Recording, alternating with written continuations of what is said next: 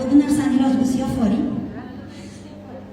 Bu avvalambor bu narsani gapirmagan bo'lardim, lekin Alloh taolo har birimizga alohida umr beradi va bu mas'uliyatdan, ya'ni meni Instagramda podpисчиklarim 2.300.000 dan oshiq va bu yerda shuncha ayollar yig'ilgani munosabati bilan bu narsaga shunchaki bir musulmon sifatida qarshi shunchaki qarab tura olmayman.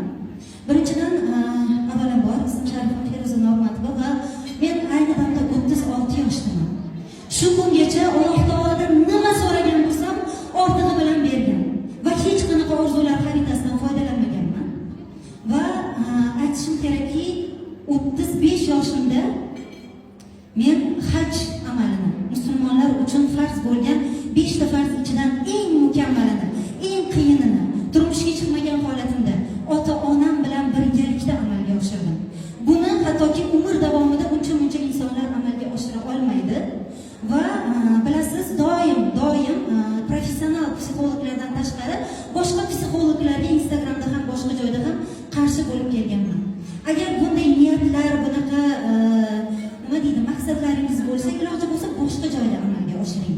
Va bugun banket, aslida bu banket mer banket hisoblanadi. Sizlarga ibrat tariqasida mana shu narsani, mana shu joy uchun bitta hikoyani sizlarga aytib o'taman. Bir olim inson bo'lgan ekan, rahmat katta. Olim inson bo'lgan ekan. Men hozir bu yoqda vedущийman, to'g'ri, sizni tadbiringiz.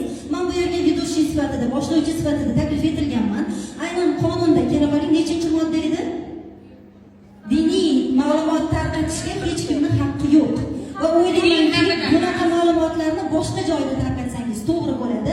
Ayollarni ongini zaharlashga yoki hali tasdiqlanmagan, hujjatlanmagan ma'lumotlar bilan bunaqa zaharlashga hech kimning haqqi yo'q deb o'ylayman. Faqat Allohga ishoning. Biz uchun berilgan namoz bor, ibodatlar bor. Allohdan to'g'ri so'rang. Xohlagan joyingizda mana shu yerda o'tirib ham so'rang. Albatta amalga oshadi. Agar niyatlar to'g'ri bo'lsa, jiddiy bo'lsa. Albatta ota-onangiz hayot bo'lsalar, ulardan so'rang. Ulardan duolar so'rang. Ularni duolari yashin tezligida ibodat bo'ladi. Biz uchun berilgan tahajjudlar bor, namozlar bor. O'ylaymanki, ortiqcha narsalarga hojat yo'q. Albatta shu yerda xizmatimni, vazifamni tugataman. Hammamizdan Alloh taolo rozi bo'lsin. Bundan buyog'iga nima gaplar gapirasiz, bemalol gapiravering. Men bo'lmagan davralarda bemalol xohlagan gapingizni gapiravering.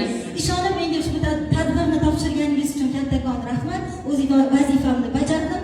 Hammamizdan Alloh taolo rozi bo'lsin va hech qachon shaytonning layiqni har xil fitnalarga ishonmasdan to'g'ri yo'limizda hayotimizni chiroyli yashashni nasib etsin, xotimamizni go'zal qilsin, oxiratda savol javoblarimizni yengil qilsin va bizga jannatlarni nasib etsin. Assalomu alaykum va rahmatulloh.